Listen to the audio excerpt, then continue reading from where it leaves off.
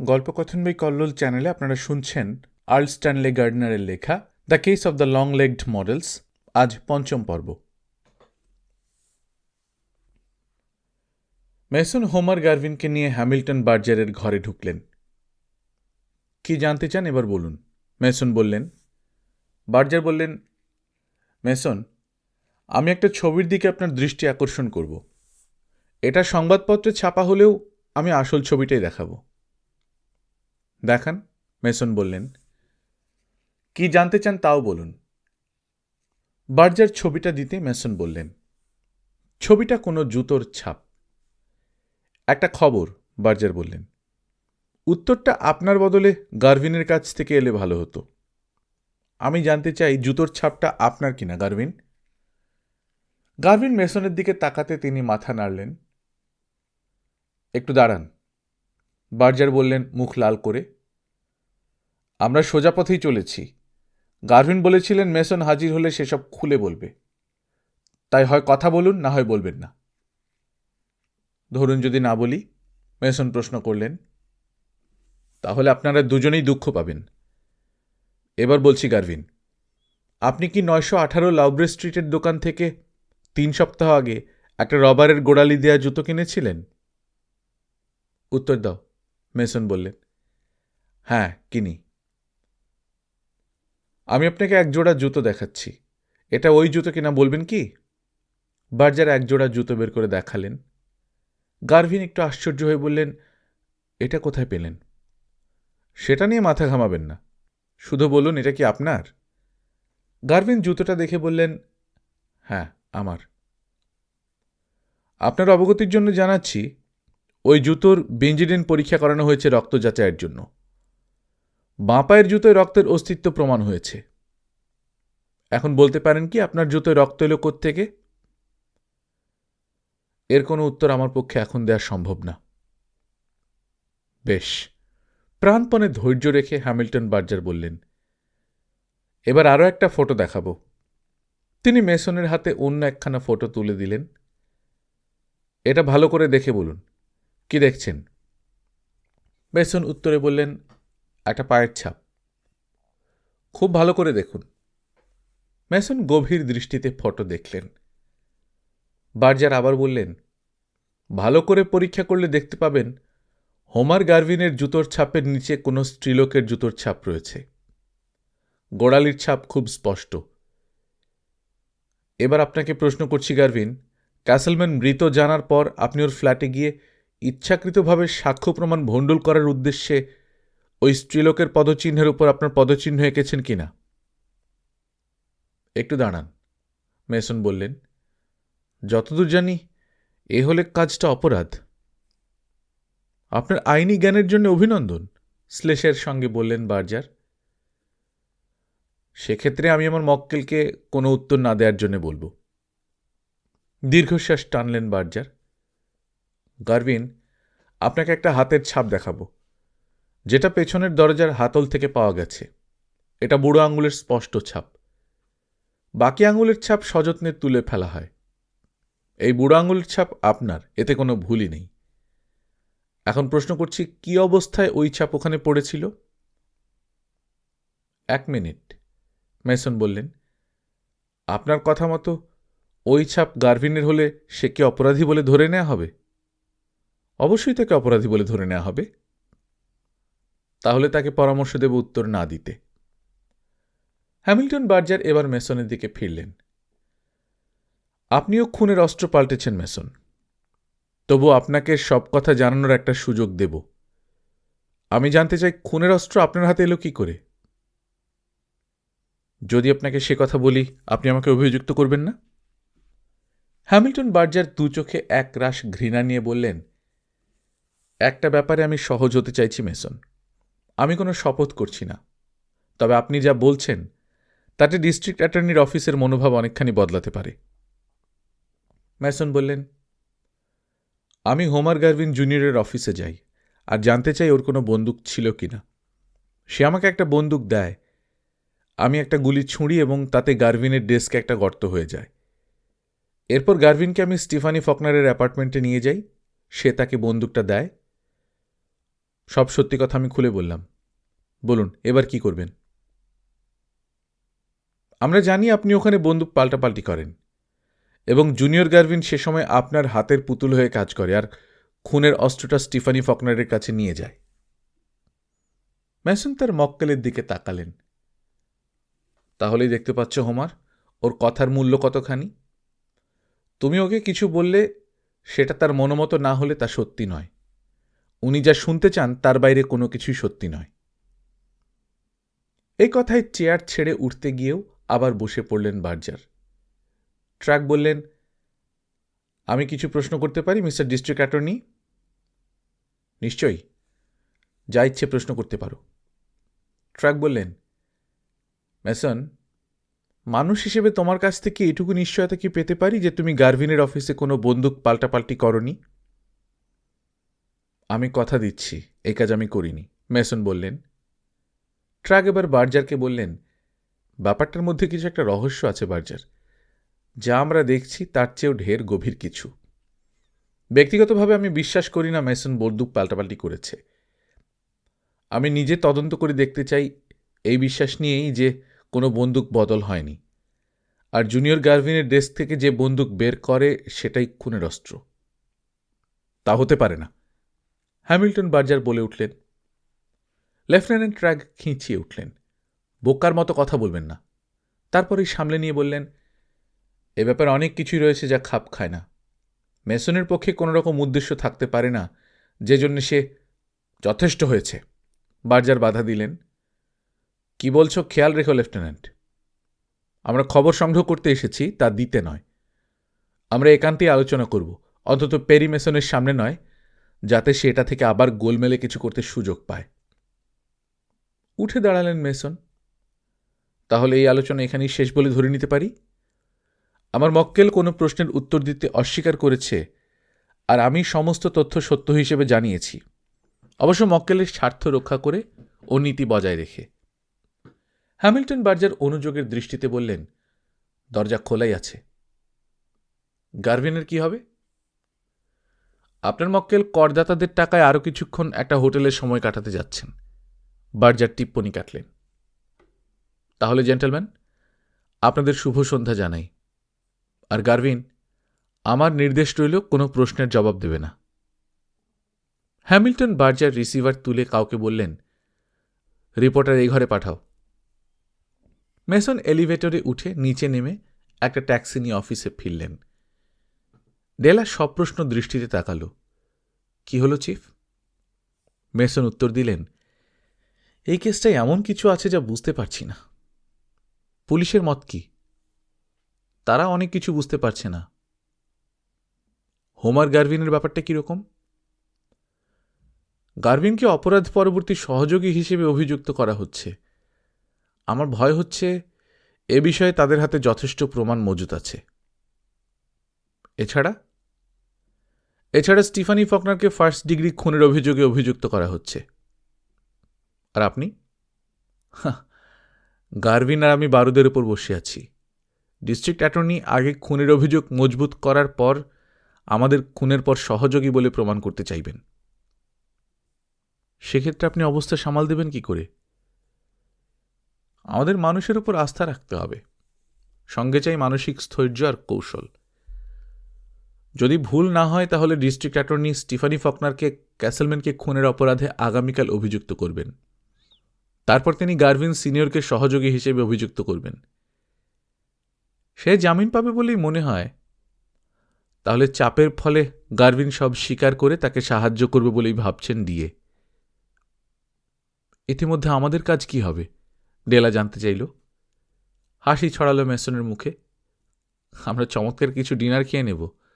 মনে হচ্ছে এরপর বেশ কিছুদিন তা জুটবে না। ওরা আপনাকে গ্রেপ্তার করবে? তাতে সন্দেহ আছে। চলো যাওয়া যাক। পল ড্রেক তার প্রিয় সেই মালপত্র বোঝাই চামড়ার চেয়ারে পা ছড়িয়ে বসে মেসনের দিকে তাকিয়ে বলল, তাহলে পেরি, ব্যাপারটা দাঁড়িয়েছে তোমার এক হাতে ধরা আছে বাঘের ল্যাজ আর অন্য হাতে বুনো শুয়োরের ল্যাজ। হোমার গারভিন সিনিয়রকে খুন পরবর্তী সহযোগী বলে চিহ্নিত করা হয়েছে ক্যাসেলম্যানের খুনের মামলায়। তাকে $1,00,000 জামিনে ছাড়াও হয়েছে। স্টিফানি ফকনারকে ফার্স্ট ডিগ্রি খুনের জামিন অযোগ্য অভিযোগে গ্রেপ্তার করেছে পুলিশ। ডিস্ট্রিক্ট অ্যাটর্নি চটজলদি বিচারের দাবি তুলে বলেছেন, আসামির অ্যাটর্নি না হলে খালি দেরি করাতে চাইবেন। এই সঙ্গে তিনি সংবাদ ভালো রকম প্রচারের ব্যবস্থাও করেছেন। ডন জয়েসের ব্যাপারে কি জানতে পেরেছ? মেসন প্রশ্ন করলেন। এই ধরনের মেয়েদের সম্পর্কে কিছু জানা কঠিন, ড্রেক বলল। বিশেষ করে সে কোনো পয়সাওয়ালা কাউকে বিয়ে করলে। কোনো মডেলের ব্যাপারে কাজটা কি শক্ত তাও নিশ্চয়ই বোঝো। আসলে এসব মেয়েরা অনেকেই বিয়ে করে ছেলে মেয়ে নিয়ে সুখেই দিন কাটায়। তবে যেসব মেয়েরা সাঁতারের পোশাকে জনতার সামনে নাচানাচি করে তাদের সম্পর্কে মানুষের বেশ মজাদার ধারণাও থাকে। লাস ভেগাসেও তাই ডন জয়েস সম্পর্কে বেশ গুজব শোনা যায়। স্বচ্ছ স্বল্প পোশাকে সে মানুষের মনোরঞ্জন করতে সুইমিং পুলে নামত আর নাচ গানে অংশ নিত। মাঝে মাঝে জুয়ার টেবিলে কোনো খরিদ্দারের সঙ্গে ঘুরঘুর করে বেড়াতেও যেতে অভ্যস্ত ছিল। কমিশনে কাজ করত সে? মেসন জানতে চাইল। আপাত দৃষ্টিতে না, সে মাইনে পেত, আর এই সবই তার কাজের অঙ্গ। এর মধ্যে খারাপ কিছু ছিল না।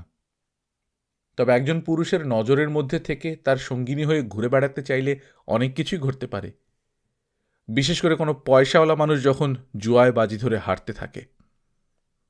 এদের অনেকেই জুয়ার কৌশল বড় একটা জানে না। এই বাজি ধরা আমার তেমন আসে না।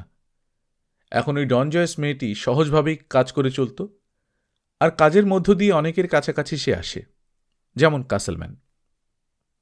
বেশ কয়েকবার ওর সঙ্গে ঘোরাঘুরি করে সে। মনে হয় তাকেও পছন্দ করত, বা দুজনের মধ্যে ব্যবসায়িক কিছু গড়ে ওঠে। কেউ এটা জানে না। ক্যাসেলম্যান ছিল এক ব্ল্যাকমেলার, যদিও সেটা প্রমাণ করা যায়নি। কেউ জানত না সে কিভাবে জীবন কাটাত। ধুরন্ধর লোক সে। লাস ভেগাসে থেকে সে বড় মানুষই চালেই কাটাত। ওর ব্যাংকে কোনো টাকা ছিল না, আয়করও দিত না। দিন আনা দিন খাওয়া হিসেবেই চালাত সে। বহু লোকই লাস ভেগাসে আসত, তাই যার মানুষ সম্পর্কে ধারণা থাকত আর সে তাদের মুখ মনে রাখত আর কাজকর্মের খোঁজও রাখত। আর কোনো মেয়ে তাকে কিছু খবর দিলে তার কাজের সুবিধে হতো, বলাই বাহুল্য। মেসন বললেন। বুঝেছি, এসব প্রমাণ করা শক্ত। তাই, ড্রেক বলল। ক্যাসালম্যানকে যখন গুলি করা হয় তখন তার পার্সে $1,500 ছিল। লোকে ধরে নেবে ওইটুকুই মৃত্যুর সময় তার সম্বল ছিল, অথচ আমরা সকলেই জানি তা মোটেই নয়। সে নিশ্চয়ই কোথাও টাকা কড়ি লুকিয়ে রেখেছিল। তা হয়তো কোনো সিন্ধুকে বা অন্য কোথাও, অন্য নামেও হতে পারে। দেখা গেছে কোনো জমিজমা কেনার সময় সে একবারে $15,000 বের করেছে। সব খরচ সে নগদেই করত। অথচ কোনোদিনই ইনকাম ট্যাক্স তাকে ছুঁতে পারেনি, তাই তো? যতদূর জেনেছি কোনোদিন ওকে হাতে পায়নি তারা। মহা ধুরন্ধর, সবসময় আড়ালে থেকেই কাজ করেছে। কোনোদিন ইনকাম ট্যাক্স রিটার্ন দাখিল করেনি। ও যে জীবিত তাই কেউ জানত না। ডন জয়েসের সঙ্গে মৃত ক্যাসেলম্যানের বেশ ভাব ছিল। জুনিয়র গারভিন তাই ব্যাপারটা যেভাবেই হোক চাপা দিতে চাইবে। এসব সম্পর্কের খবর কাগজে প্রচার হোক কিছুতেই চাইবে না ও। সমাজে ওর একটা সম্মান রয়েছে। ওর পরিচিতি কীরকম? মেসন জানতে চাইলেন। সেটা নির্ভর করে কি ধরনের লোকের কাছে জানতে চাইবে। সে একেবারে বন্য আর অনেক গভীর জলের মাছ। তবে সামলে নিতেও পারে, বিশেষ করে বাবার সুনাম যখন আছে। অল্প বয়সেই ওই পুরনো গাড়ির কারবারে নামে আর বেশ দ্রুতই এগিয়েছে। অল্প লাভ করলেও পিছপা হয় না। এই পুরনো গাড়ির ব্যবসায় যথেষ্ট পয়সা করেছে জুনিয়র। সরকারি বাতিল জমির সন্ধান রেখে সেটার কারবারও করে। অ্যাকমি ইলেকট্রিক আর প্লাম্বিং কোম্পানি সম্পর্কে কি জানতে পারলে? অ্যাকমি ইলেকট্রিক কোম্পানি আর ইউরেকা অ্যাসোসিয়েটেড রেনোভেটর নামে দুটো কোম্পানি 1397 চ্যাথাম স্ট্রিটে একখানা ঘরেই চিঠিপত্র গ্রহণ করে। একজন লোক ঘরখানার ভাড়া নিয়ে থাকে আর সেই চিঠিপত্র নেয়। তবে সে রাতে থাকে না আর আগাম ভাড়া মিটিয়ে দেয়। লোকটা দেখতে কীরকম? সাধারণ, যে কেউই হতে পারে। যেহেতু সে আগাম ভাড়ার টাকা মিটিয়ে দেয় তাই তাকে নিয়ে কেউ মাথা ঘামায়নি। একটা কথা পেরি, এই খুনের কেসে একটা টিপস দিতে পারি। হ্যামিল্টন বার্জার যেভাবেই হোক এ থেকে ডন জয়েসকে সরিয়ে রাখার চেষ্টা চালাবেন। তার ধারণা হলো যেভাবেই হোক তুমি বন্দুক পাল্টাপাল্টি করেছ আর তিনি সেটা প্রমাণ করতে পারবেন। তার ধারণা তিনি স্টেফানি ফকনারের বিরুদ্ধে নিশ্চিত প্রমাণ সংগ্রহ করেছেন।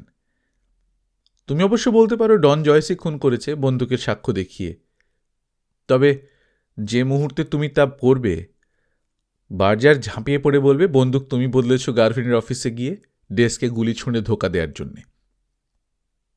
সে সুযোগ তাকে না হলে দেওয়া যাবে, তবে তার পক্ষে প্রমাণ করা সহজ নয় যে আমি বন্দুক পাল্টাপাল্টি করি। আপাত দৃষ্টিতে সেটা তার পক্ষে সম্ভব নয়, ড্রেক বলল, আর সেজন্যই সে জ্বলে মরছে। সে অভিযোগটা কেবল জানাতে পারে এইটুকুই। তুমি স্টিফানি ফকনারকে সমর্থন করছো? হ্যাঁ, তা করছি। শোনো পেরি, কথার কথা হিসেবে বলছি। সেই বিষয়ে কি বলে? ব্যাপারটা আসলে কি ঘটেছিল? সেটাই আমাকে ভাবিয়ে তুলছে, মেসন বললেন। ও কোনো কথাই বলছে না, শুধু বলছে ও ক্যাসেলম্যানকে গুলি করেনি, ও কোনো অপরাধী করেনি। এর বেশি কিছু বলছে না। ও বলছে জেরা করলে তখনই ও এমন কিছু বলতে পারে যা কেউই জানে না। ওর অতীত জীবনের কিছু?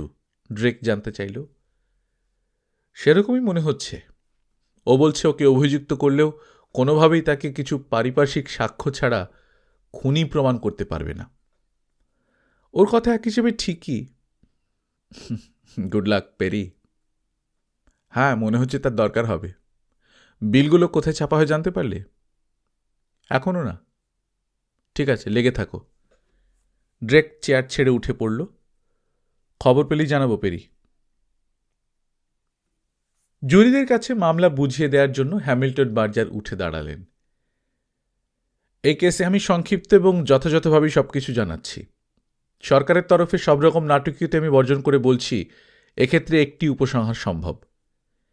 এই বছরের 7ই অক্টোবর জর্জ ক্যাসেলম্যান মারা পড়েন। ডাক্তারি পরীক্ষার বর্ণনা থেকে জানা যায় তার বুকে হৃৎপিণ্ডের কাছে বাঁ দিকে একটা বন্দুক ঠেকানো হয়। জুরি পক্ষের লেডিজ অ্যান্ড জেন্টলম্যান, এরপরেই বন্দুকের ট্রিগার টানা হয়েছিল। এইভাবে গুলি করাকে স্পর্শ করা গুলি করা বলা হয়।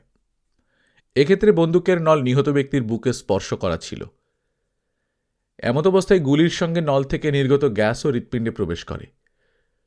এর ফলে বন্দুকের আওয়াজও চাপা পড়ে যায়। আমি তাই অভিযোগ হিসেবে দেখাতে চাই আসামি স্টিফানি ফকনারের জর্জ ক্যাসেলম্যানের সঙ্গে সাক্ষাতের কথা ছিল। সে তার অ্যাপার্টমেন্টের সদর দরজা দিয়ে প্রবেশ করে, কিন্তু তাকে পেছনের দরজা দিয়ে বেরিয়ে আসতে দেখা গিয়েছিল।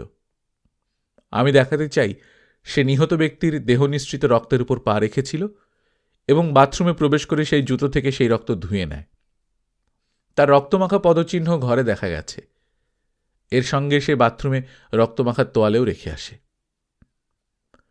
তার বন্ধু হোমার গারভিন তার ওই অপরাধের চিহ্ন লোপ করার উদ্দেশ্যে বহু সাক্ষ্য নষ্ট করে ফেলেন। এজন্যে তাকে যথাসময়ে বিচারের জন্য হাজির করা হবে।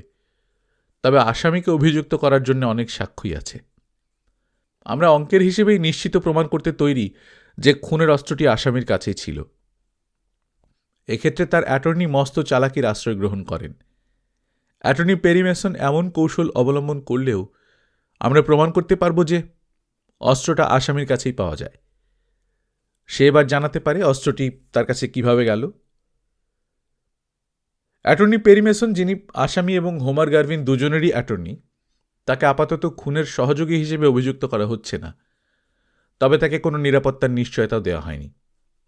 লেডিজ অ্যান্ড জেন্টলম্যান, আপনাদের অনুরোধ জানানো হচ্ছে সাক্ষ্য প্রমাণ বিচার করে আসামিকে ফার্স্ট ডিগ্রি হত্যাকাণ্ডে লিপ্ত ছিলেন বলে আপনারা রায় দিন। এই রায় দেওয়ার পর আমরা দেখব খুনের সাক্ষ্য প্রমাণ যিনি নষ্ট করার চেষ্টা করেছেন তার বিরুদ্ধে কোনো আইনানুগ ব্যবস্থা গ্রহণ করা যায় কিনা। এ বিষয়ে আপনাদের করণীয় কিছুই নেই। আপনাদের একমাত্র কর্তব্য এই হত্যাকাণ্ড সংঘটিত করেছিল কিনা তা নির্ধারণ করা। আমরা এক্ষেত্রে আপনাদের কাছ থেকে ন্যায়সম্মত রায় শুনতে আগ্রহী। হ্যামিল্টন বার্জার উদ্ধত ভঙ্গিতে নিজের আসনে বসলেন। বিচারক হিল্টন ডেকার পেরি মেসনের দিকে তাকালেন।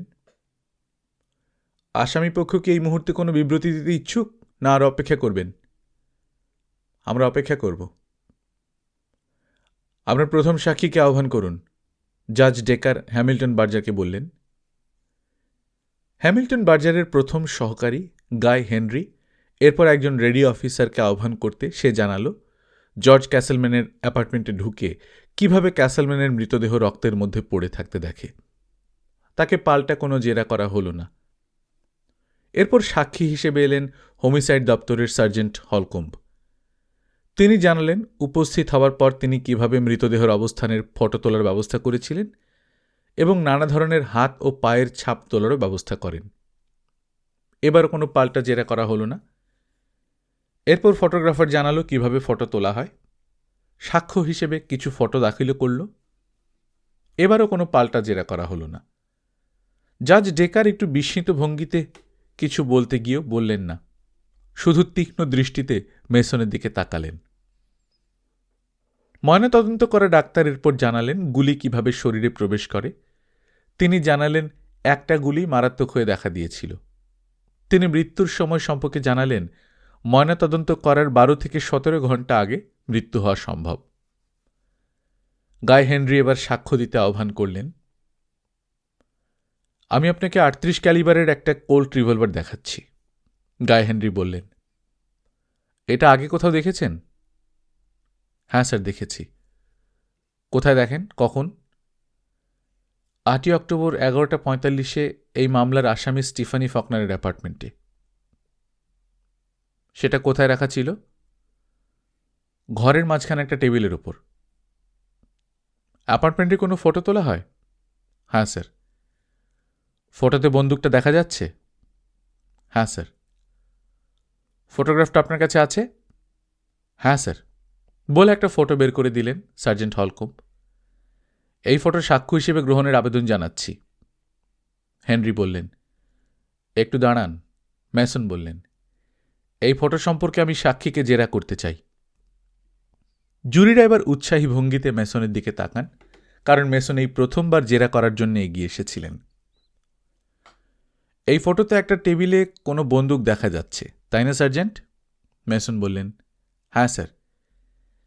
যে অস্ত্র আপনি শনাক্ত করলেন এটা কি সেই অস্ত্র? হ্যাঁ স্যার। এটা যখন দেখেন তখন এইভাবেই রাখা ছিল? হ্যাঁ স্যার। তাহলে অস্ত্রটা সরানোর আগেই এই ছবি তোলা হয়? সার্জেন্ট হলকম্ব এক মুহূর্ত ইতস্তত করে বললেন, মানে অস্ত্রটা হাতে নিয়ে পরীক্ষা করার পর আবার সেইভাবে রেখে দেওয়া হয়েছিল। কে পরীক্ষা করেছিল? আমি করি। আর কেউ? হোমিসাইডের লেফটেন্যান্ট ট্র্যাগ আমার সঙ্গে ছিলেন। পরীক্ষাটা কীরকম হয়? সিলিন্ডার খুলে আমরা দেখি একটা খালি কার্তুজ ছিল। আমরা নলের গন্ধ শুকি। তারপর বন্দুকটা আবার সেভাবে রেখে দেওয়া হয় যাতে ফটো তোলা যায়।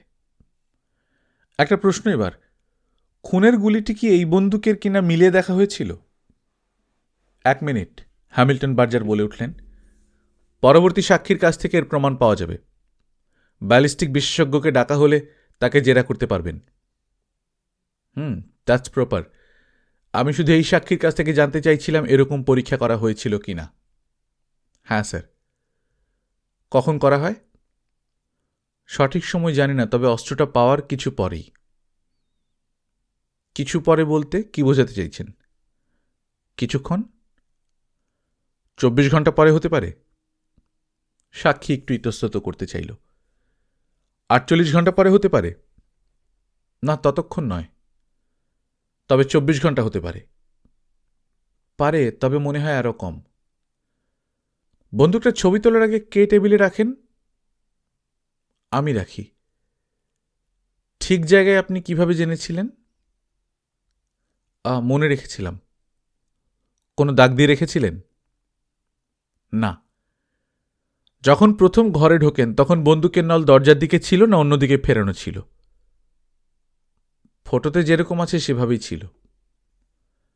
মেসন ফটোটা তুলে নিজের দিকে ধরে আড়াল করে বললেন, বন্দুকের নল দরজার দিকে ফেরানো ছিল না অন্যদিকে? এখন আমার মনে পড়ছে না। ছবিতে যেরকম দেখানো আছে সেভাবেই ছিল। ধন্যবাদ। আমার ফটোর বিষয়ে আর কোনো প্রশ্ন নেই। হেনরি বললেন, আমি চাই এই ফটো সাক্ষ্য হিসেবে গৃহীত হোক। কোনো আপত্তি নেই, মেসন বললেন। হেনরির সাক্ষীর দিকে তাকিয়ে বললেন, বন্দুকের বিষয়ে আসামি আপনাকে কিছু জানিয়েছিল? হ্যাঁ, আমি তাকে প্রশ্ন করায় তিনি জানান মিস্টার হোমার গার্ভিন ওটা তাকে দিয়েছিলেন। আর কোনো প্রশ্ন করেন? হ্যাঁ, আমি ফাঁকা কার্তুজ সম্পর্কে জানতে চাইলে তিনি বলেন তিনি সে বিষয়ে কিছুই জানেন না, ওই অবস্থাতেই ওটা পেয়েছিলেন। আমি চাই অস্ত্রটিতে শনাক্তকরণের জন্য চিহ্ন দেয়া হোক। আদেশ দেয়া হলো, জাজ ডেকার বললেন। এই ফটো ও বন্দুক যথাক্রমে 29 ও 30 নম্বর যুক্ত হয়ে সাক্ষ্য হিসেবে চিহ্নিত হল। সাক্ষী আপনার। হেনরি এবার মেসনকে বললেন। মেসন প্রশ্ন করলেন, আসামি কি সিনিয়র বা জুনিয়র হোমার গার্ভিন কিছু বলেছিলেন? তিনি শুধু বলেছিলেন হোমার গার্ভিনের কাছ থেকে পেয়েছেন। কখন পেয়েছেন বলেছিলেন? না স্যার, বলেননি। হ্যামিল্টন বার্জার বললেন, আদালতের অনুমতি হলে আমরা এই বিষয়টা ব্যাখ্যা করতে পারি। যাই হোক, আমি সার্জেন্ট হলকমকে একটা প্রশ্ন করতে চাই। আপনি আসামির অ্যাপার্টমেন্টে কখন পৌঁছন সার্জেন্ট? কাঁটায় কাঁটায় 11:45। আর কোনো প্রশ্ন নেই, মেসন বললেন। আলেকজান্ডার রেডফিল্ডকে ডাকা হোক, হেনরি বললেন। ব্যালিস্টিক বিশেষজ্ঞ রেডফিল্ডকে মেসন এর আগে বহুবার জেরা করেছিলেন, তাই সে মেসনের ক্ষমতা সম্পর্কে ওয়াকিবহাল থাকায় খুবই সতর্ক ভঙ্গিতে সাক্ষ্য দিতে এসে দাঁড়াল। আমি 30 নম্বর সাক্ষ্য প্রমাণ হিসেবে গৃহীত বন্দুকের দিকে আপনার দৃষ্টি আকর্ষণ করতে চাই, হেনরি বললেন। অস্ত্রটা আপনি আগে দেখেছেন? রেডফিল্ড বন্দুকটা সতর্ক ভঙ্গিতে পরীক্ষার পর জানাল, হ্যাঁ, এটা আমার দেখা। আপনাকে 14 নম্বর সাক্ষ্য প্রমাণ হিসেবে গৃহীত খুনের গুলিটা দেখাচ্ছি। এই গুলিটা আগে দেখেছেন? হ্যাঁ স্যার, দেখেছি। একটা আতশ কাঁচ দিয়ে পরীক্ষা করে বলল, এতে আমার নিজস্ব চিহ্ন খোদাই করা আছে। এই গুলিটা ইতিমধ্যে খুনের গুলি হিসেবে শনাক্তকরণ করা হয়েছে। এবার বলতে পারেন কি ওই বন্দুক থেকে ছোঁড়া হয় কিনা এই গুলিটা? হ্যাঁ স্যার, ওই বন্দুক থেকেই ছোঁড়া হয়। অন্য কোনো বন্দুক থেকে ওই গুলি ছোঁড়া সম্ভবপর ছিল? না স্যার, ওটা ওই বন্দুক থেকেই ছোঁড়া হয়। নিন, জেরা করুন, হেনরি মেসনকে বললেন। কোনো প্রশ্ন নেই। পল ক্লিন্টনকে ডাকা হোক। পল ক্লিন্টনকে ডাকা হলে সে শপথ নিয়ে কাঠগড়ায় এসে দাঁড়াল। সে পুলিশ দপ্তরের একজন বিজ্ঞান বিশ্লেষক ও রক্ত পরীক্ষা সম্পর্কে বিশেষজ্ঞ। আপনি আসামির অ্যাপার্টমেন্টে কোনো পরীক্ষা করেছিলেন? হেনরি প্রশ্ন করল। হ্যাঁ স্যার, 9 অক্টোবর তারিখে। সেখানে রক্তমাখা কোনো পোশাক বা তেমন কিছু পেয়েছিলেন? হ্যাঁ স্যার, আমি বাঁ পায়ের একটা জুতো পাই, তাতে কিছু রক্তের চিহ্ন ছিল। সেই রক্ত মানুষের? জানা সম্ভব হয়নি, কারণ জুতোটা ভালো করে ধুয়ে ফেলা হয়েছিল। জুতোটা আপনি সঙ্গে করে এনেছেন কি? হ্যাঁ স্যার। ক্লিন্টন ব্যাগ থেকে এক পাটি জুতো বের করে দিল। এই জুতোর কোনো বিশেষত্ব আছে? হ্যাঁ স্যার, এটি এক ধরনের বিশেষ গোড়ালি লাগানো। ক্যাসেলম্যানের অ্যাপার্টমেন্টে কোনো ভিজে তোয়ালে পেয়েছিলেন? হ্যাঁ স্যার, তোয়ালেটা আমি এনেছি। এর কিছু বিশেষত্ব আছে। কিরকম? এতে ছোপ ছোপ রক্তের দাগ আছে। এছাড়াও স্পেকট্রোস্কোপ পরীক্ষায় ধরা পড়েছে এতে কিছু বাড়তি পদার্থও ছিল, আর তা এসেছিল ওই জুতোর গোড়ালি থেকে। আমি এই জুতো আর তোয়ালে এক্সিবিট নম্বর 31 ও 32 হিসেবে গ্রহণের আবেদন করছি। মেসন বললেন, কোনো আপত্তি নেই। আদেশ দেয়া হলো, জজ ডেকার বললেন। হেনরি এবার বললেন, আমি এক্সিবিট নম্বর 12 একটা ফটো দেখাচ্ছি মিস্টার ক্লিন্টন। এটা দেখে আপনি কিছু বুঝেছিলেন? হ্যাঁ স্যার, এই রঙিন ছবিতে দেখা গেছে দুটো জুতোর ছাপ আছে। একটির খুব উঁচু হিল ছিল যাতে লোহার প্লেট লাগানো। ফটোতে ওই জুতোর দাগের উপর কোনো পুরুষের ভারী পায়ের ছাপ কেউ চেপে লাগিয়ে দিয়েছিল, এবং সেটা সম্ভবত পরবর্তী কোনো সময় করা হয়। কত পরে? সম্ভবত 2 বা 3 ঘন্টা পরে। আপনি কি বলতে চাইছেন যে যে জুতো আপনি এনেছেন ওই দাগ সেই জুতো থেকেই হয়েছিল? আদালত অনুমতি করলে আমি এর উত্তরে আপত্তি জানাচ্ছি, মেসন বললেন। কারণ এতে সাক্ষীকে মনস্থির করতে বাধ্য করা হচ্ছে, আর জুরিদের অধিকারে হস্তক্ষেপ ঘটছে। শুধু জুরিরাই এই বিষয়ে তাদের মতামত দেওয়ার অধিকারী। সাক্ষী শুধু বলতে পারেন তিনি কি পেয়েছিলেন, আর সাক্ষী কল্পনা নির্ভর সাক্ষ্য দিতে পারেন না। তিনি বিশেষজ্ঞের মতামত জানাতে পারেন, কিন্তু জুরিদের অধিকারে হস্তক্ষেপ করতে পারেন না। জজ ডেকার বললেন, আমাকে ফটো আর জুতোটা একবার দেখান। বিচারক ফটো আর জুতো ভালো করে দেখে বললেন, এক্ষেত্রে আপত্তি গ্রাহ্য হল। জুরিরা তাদের অভিমত গঠন করবেন, সাক্ষী এমন কিছু বলবেন না যা জুরিদের প্রভাবিত করতে পারে। হ্যামিল্টন বার্জার বাধ্য হয়েই মেনে নিয়ে অসন্তোষের সঙ্গে বললেন, আদালত অনুমতি দিলে বলতে পারি সাক্ষী একজন বিশেষজ্ঞ। সেক্ষেত্রে সে নিজের অভিজ্ঞতা নির্ভর সাক্ষ্যই শুধু দিতে পারে, অন্যথায় সে তার জুরিদের অধিকারে হস্তক্ষেপ বলে ধরা হবে। সাক্ষী যখন বলেছে দুটো পায়ের ছাপ দেখা গেছে, সেক্ষেত্রে আসামিপক্ষ এ বিষয়ে প্রশ্ন তুলতেই পারে। হ্যামিল্টন বার্জার আস্তে আস্তে বসে পড়লেন। হেনরি আবার জেরা শুরু করলেন, আপনি বলছেন দুটো জুতোর ছাপ ছিল, একটা কোনো পুরুষের যা প্রথম ছাপের ওপরে পড়ে, এবং তা অন্তত 2 ঘন্টা পরে, তাই তো? 2 বা 3 ঘন্টা পরে। এই সিদ্ধান্তে কিভাবে পৌঁছলেন? রক্ত শরীরের বাইরে আসার পর কিছু পরিবর্তন ঘটে। 3 মিনিটের মধ্যেই রক্ত জমাট বাঁধে। এর পরেও রক্তকে তরল করা যায় চাপের সাহায্যে বা অন্য কোনোভাবে। আমার ধারণা কোনো পুরুষই সম্ভবত রক্তমাখা জুতোর ছাপের ওপর নিজের জুতোর ছাপ জোরে চেপে ধরেছিলেন। এই কাজ সম্ভবত 2 বা 3 ঘন্টা পরেই ঘটে। পুরুষের কোনো জুতো আপনি পরীক্ষা করেছেন? করেছি। সেই জুতো আপনার কাছে আছে? আছে। সাক্ষী ব্যাগ থেকে এক পাটি জুতো বের করে দিল। এই জুতোর কোনো বিশেষ বৈশিষ্ট্য? আছে। জুতোর গোড়ালিতে সামান্য ত্রুটি আছে, আর সেটা ছাপেও বেশ স্পষ্ট হয়েছে। জুতোয় নতুন রবারের সোল লাগানো ছিল। এটাই রক্তের দাগ আছে কিনা দেখেছেন? হ্যাঁ স্যার, দেখেছি। কোনো রক্তের চিহ্ন পেয়েছিলেন? হ্যাঁ স্যার, রাসায়নিক পরীক্ষায় ধরা পড়েছে, আর রক্তে জুতোর রঙও ফিকে হয়ে যায়।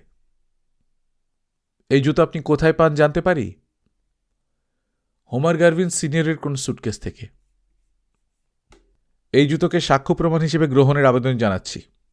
মিস্টার ক্লিন্টন, আপনি কি মিস্টার গার্ভিনের অ্যাপার্টমেন্টে থাকা হাতের ছাপ পরীক্ষা করেছিলেন? করেছিলাম। কি দেখেছিলেন? সমস্ত দরজার হাতল থেকে কেউ সযত্নে হাতের সব ছাপ মুছে ফেলেছিল, শুধুমাত্র একটা ছাপ বাদে। সেটা কোথায় ছিল? সেটা পেছনের দরজার হাতলে। তাতে শুধুমাত্র বাঁ হাতের বৃদ্ধাঙ্গুলির ছাপ ছিল। সেই ছাপ কার আঙুলের জানেন? হ্যাঁ স্যার, মিস্টার হোমার গার্ভিন সিনিয়রের। জেরা করতে পারেন। হেনরি মেসনের দিকে তাকালেন। মেসন এগিয়ে গিয়ে বললেন, আপনি কিভাবে জেনেছেন ঘরের সব হাতের ছাপ মুছে ফেলা হয়েছিল? কারণ স্বাভাবিকভাবে ঘরে কোনো না কোনোভাবে হাতের ছাপ থাকে। এক্ষেত্রে কোনো জায়গাতেই তা ছিল না। তাতে বোঝা যায় কেউ সেসব মুছে ফেলেছিল। এ কাজ কখন করা হয়? সে কথা আমার পক্ষে বলা সম্ভব নয়। আপনি পেছনের দরজার হাতলে একটা ছাপ পেয়েছিলেন। হ্যাঁ স্যার, বাঁ হাতের বুড়ো আঙুলের। সেটা মিস্টার হোমার গার্ভিনের। সিনিয়র না জুনিয়র? সিনিয়র। ছাপ কখন পড়ে? আমি বলতে পারবো না। দাগটা কি খুনের আগে পড়ে? আমি জানি না। দাগটা মিস্টার গার্ভিনের বাঁ হাতের বুড়ো আঙুলের, আর আমি জানি তিনি ওই ঘরে অবশ্যই গিয়েছিলেন। কিভাবে জানলেন? কারণ ঘরে আর কোনো ছাপ ছিল না। তিনি থাকার সময়ই দাগগুলো মুছে ফেলা হয়। একটা মাত্র দাগই দরজার হাতলে ছিল, এবং সেটা হাতলে বুড়ো আঙুল চেপে ধরার ফলেই হয়। এটা কি সম্ভব নয় যে অন্য কেউ সমস্ত দাগ মুছে ফেলে, আর মিস্টার গার্ভিন অ্যাপার্টমেন্টে এসে দরজা সামান্য খোলা দেখে হাতলে হাত দিয়ে সেটা বন্ধ করতে যান? না স্যার, ছাপটা ইচ্ছাকৃতভাবেই হাতলে চেপে ধরে করা হয়েছিল। কেউ হঠাৎ হাতল ধরলে যেভাবে ছাপ পড়ে, এক্ষেত্রে সেটা হয়নি। মেসন বললেন, কেউ দরজার হাতল ঘুরিয়ে রাখতে পারত, তাই নয় কি? কি বলতে চাইছেন আপনি? এ ধরনের গোল হাতলগুলো একটা চতুষ্কোণ টাকুতে লাগানো থাকে। এক্ষেত্রে এমন কি হতে পারে না যে কেউ হাতলটা খুলে বাইরের দিকটা ভেতরে আর ভেতরের দিকটা বাইরে স্ক্রু খুলে ফের লাগিয়ে দেয়? হ্যাঁ, তা হতে পারত, অনিচ্ছার সঙ্গে বলল সাক্ষী। তাহলে মিস্টার গার্ভিনের হাতের ছাপ হয়তো বাইরের দিকে ছিল, পরে হাতলটা উল্টে লাগানোয় তা ভেতরের দিকে হয়ে গিয়েছিল। আপনি যদি এরকম কাল্পনিক কিছু বলতে চান, তাহলে আমার কিছুই বলার নেই। ঠিক আছে, আর প্রশ্ন নেই। এবার আদালতের অনুমতি হলে হ্যামিল্টন বার্জার বললেন, আমি একজন প্রতিকূল সাক্ষীকে আহ্বান করতে চাই। তার নাম মিস্টার হোমার গারভিন সিনিয়র। আশা করি আপনি প্রতিকূল সাক্ষীকে সেক্ষেত্রে মুখ্য প্রশ্ন করবেন, জাজ ডেকার বললেন। সেক্ষেত্রে নিয়ম হল সাক্ষীকে প্রশ্ন করা এবং আপত্তি উঠলে মুখ্য প্রশ্ন করা। তাই হবে, ইয়োর অনার, বার্জার বললেন। মিস্টার গারভিন, আসুন। গারভিন শপথ গ্রহণ করে আসনে বসলেন।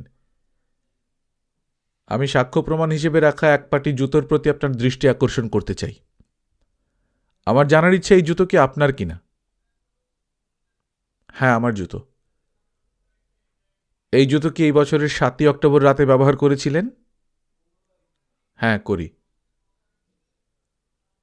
আপনি কি ইচ্ছাকৃতভাবে জর্জ ক্যাসেলম্যানের অ্যাপার্টমেন্টে 948 নম্বর ক্রিস্টিন ড্রাইভে মেঝের রক্তের উপর পায়ের ছাপ ফেলেন এবং অন্য একটা পদচিহ্নের উপর? এই প্রশ্ন অবান্তর, অযৌক্তিক এবং অপ্রয়োজনীয়। আপত্তি জানাচ্ছি, মেসন বললেন। আপত্তি অগ্রাহ্য হল। সাক্ষী বললেন, আমি উত্তর দিতে আপত্তি জানাচ্ছি। কি কারণ? কারণ উত্তর দিলে আমি জড়িয়ে পড়ব। ইয়োর অনার, ওই জুতোটি আমি সাক্ষ্য প্রমাণ হিসেবে গ্রহণ করার আবেদন জানাচ্ছি, বার্জার বললেন। জাজ ডেকার সামান্য ইতস্তত করে বললেন, আদেশ দেয়া হল। বার্জার এবার প্রশ্ন করলেন, আপনি 7ই অক্টোবর রাত্রিতে ওই অ্যাপার্টমেন্টে প্রবেশ করেন? হ্যাঁ। কটার সময়? সম্ভবত রাত 11টা থেকে 11:30টার মধ্যে। সেই সময় কোনো কাপড় দিয়ে অ্যাপার্টমেন্টের সমস্ত হাতের ছাপ মুছে ফেলেন আপনি? আমি এর জবাব দিতে রাজি নই। হ্যামিল্টন বার্জার লক্ষ্য করছিলেন জুরিরা গভীর আগ্রহের সাক্ষীর কথা শুনছে। তিনি এটা সাক্ষীর মনস্তাত্ত্বিক স্বীকৃতি ভেবে মৃদু হাসলেন। 7ই অক্টোবর এই মামলার আসামিকে আপনি কি তার আত্মরক্ষার জন্য কোনো অস্ত্র ধার দিয়েছিলেন? দিয়েছিলাম। 70 নম্বর সাক্ষ্য প্রমাণ হিসেবে গৃহীত অস্ত্রটাই কি সেই অস্ত্র? গারভিন অস্ত্রটা পরীক্ষা করে বললেন, হ্যাঁ, মনে হচ্ছে সেটাই। আমি এবার আপনার কাছে 7ই অক্টোবর রাত্রিতে আপনার গতিবিধির বর্ণনা করতে বলছি। আমি লাস ভেগাস থেকে ফিরি, তারপর আমি আমার অফিসে যাই, সেখানে আমি স্নান করি আর পোশাক বদল করি। তারপর? মেসন বললেন, আদালতের অনুমতি হলে আমি সাক্ষীর গতিবিধি সম্পর্কিত প্রশ্ন অবান্তর, অবাঞ্ছিত আর অযৌক্তিক বলে আপত্তি করতে চাই। একমাত্র যে দুটো ব্যাপারে তিনি উত্তর দিয়েছেন তা ছাড়া, অর্থাৎ তিনি ক্যাসেলম্যানের অ্যাপার্টমেন্টে যান এবং আসামিকে একটি অস্ত্র দেন। এই প্রশ্ন এ বিষয়ে অত্যন্ত গুরুত্বপূর্ণ, হ্যামিল্টন বার্জার বললেন। তাহলে কি হিসেবে গুরুত্বপূর্ণ ব্যাখ্যা করুন? জাজ ডেকার ভুরু কুঁচকে তাকালেন। এক অদ্ভুত অবস্থা। আদালতের কাছে এটা স্পষ্ট সরকারি আইনজ্ঞ সাক্ষীকে দিয়ে কি প্রমাণ করতে চাইছেন, এবং এক্ষেত্রে সময়ের ব্যাপার বিশেষ দুরাগত নয়। তবু এক্ষেত্রে আদালত আপত্তি গ্রাহ্য করছেন। এক্ষেত্রে সাক্ষী নিজেকে জড়িয়ে পড়ার আশঙ্কায় উত্তর দিতে আপত্তি করে তার সংবিধানসম্মত অধিকার প্রয়োগ করেছেন। এও পরিষ্কার, সাক্ষীর জবাব এক্ষেত্রে আসামিকে অপরাধ প্রমাণ করতে কাজে লাগানো হতে চলেছে।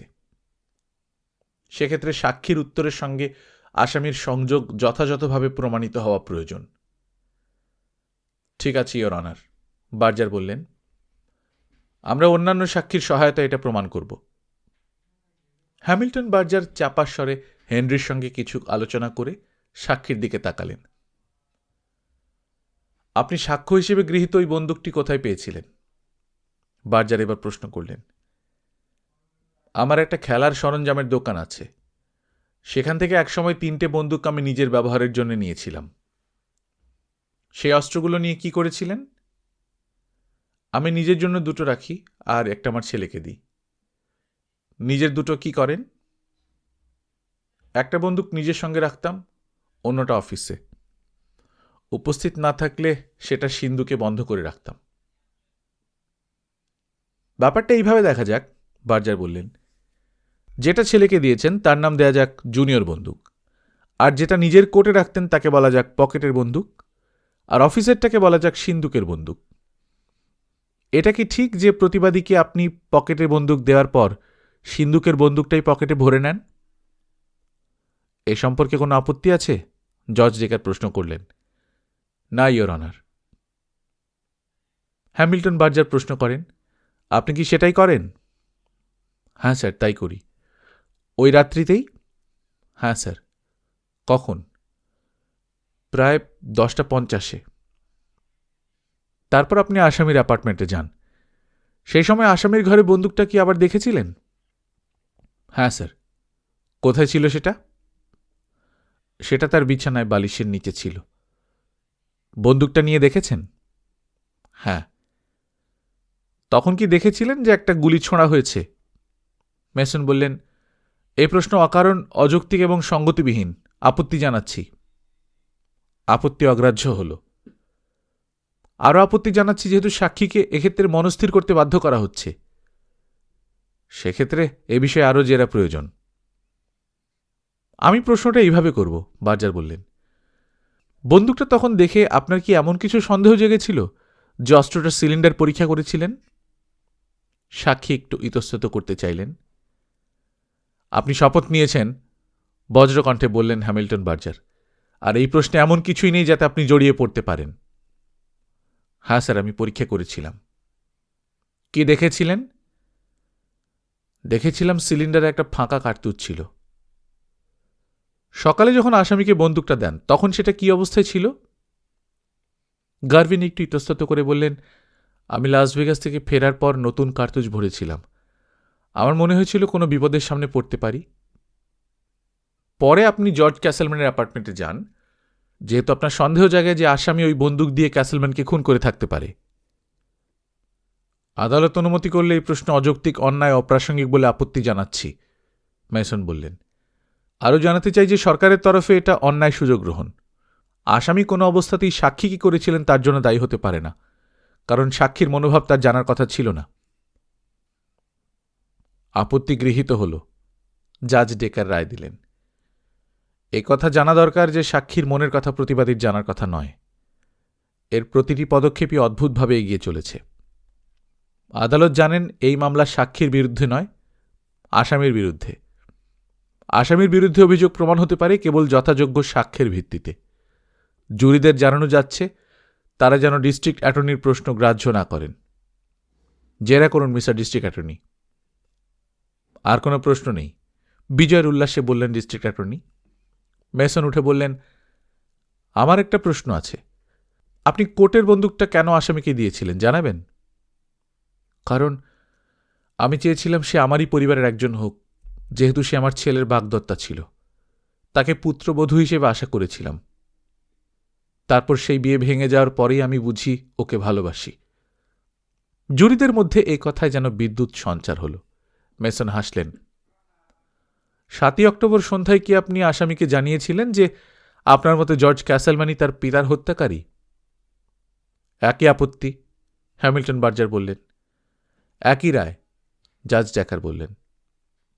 1 মিনিট, মেসন বললেন। সরকারি উকিল আসামিকে বন্দুকটা দেওয়ার সময়ের কিছু কথাবার্তা উল্লেখ করেছেন। আমি সাক্ষীকে একবার প্রশ্ন করতে চাই এরকম কিছু বলা হয়নি কিনা। জেরা করার সময় এটা করা আমার অধিকারের মধ্যে পড়ে। সাক্ষী উত্তর দিতে পারেন, তবে সেক্ষেত্রে উত্তর বিষয়ের মধ্যেই সীমাবদ্ধ থাকতে হবে। হ্যাঁ স্যার, গারভিন বলল।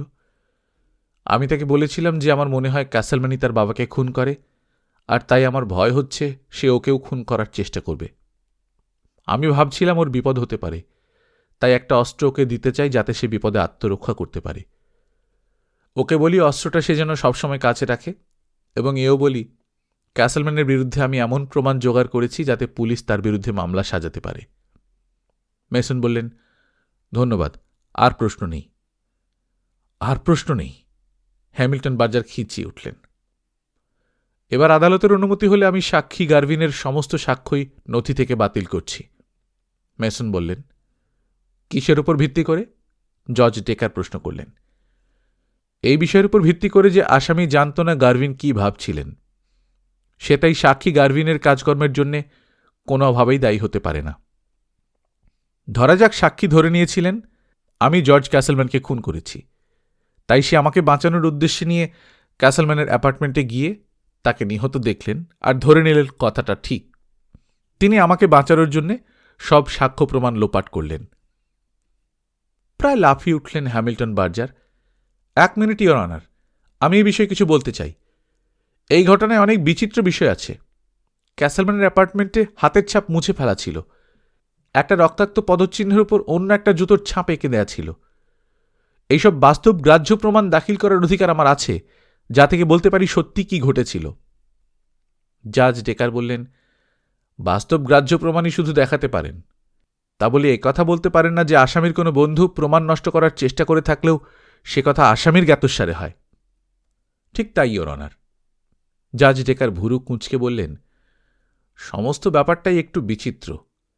সাক্ষী নিজে যদিও স্বীকার করেছেন তিনি আসামিকে অস্ত্র দিয়েছিলেন, তবু এর মধ্যে অদ্ভুত কিছু আছে। আসামি কাউন্সিলর আগেই সাক্ষ্যের ব্যাপারে আপত্তি জানাননি। তা যদি জানাতাম, ইওর অনার, ডিস্ট্রিক্ট অ্যাটর্নি ধরে নিতেন তিনি সফল হয়েছেন, যদিও নীতিগতভাবেই মাত্র। মেসন বললেন। জাজ ডেকার বললেন, সাক্ষীর কিছু বক্তব্য ঠিক। তিনি আসামিকে একটা বন্দুক দিয়েছিলেন এবং সেটাই পুরো গুলি ভরা ছিল। আর দ্বিতীয়বার দেখার সময় তিনি লক্ষ্য করেন তাতে একটা ফাঁকা কার্তুজ ছিল। আমরা সাক্ষ্য থেকে ওই অংশ বাদ দিতে বলবো না, মেসন বললেন। তবে জুতোর ছাপ যে আসামির কথা আমি স্বীকার করছি না। বাকি সব সাক্ষ্যই আমি বাতিল করার দাবি জানাচ্ছি। আদালত এ বিষয়ে আপনার সঙ্গে একমত, মিস্টার মেসন। যাই হোক, আদালত মুলতবি, সান্ধ্য অবকাশ আসন্ন। আদালত তাই আগামীকাল বেলা 10টা পর্যন্ত মুলতবি থাকবে। জুরিদের সতর্ক করে দেয়া হচ্ছে তারা যেন কোনো মনস্থির না করেন। এই মামলা সম্পর্কে নিজেদের মধ্যে বা কারো সঙ্গে যেন কোনো আলোচনাও না করেন। গল্পকথনবই কল্লোল চ্যানেলে আপনারা শুনছেন আর্ল স্ট্যানলি গার্ডনারের লেখা the case of the long legged models. আজ 5ম পর্ব।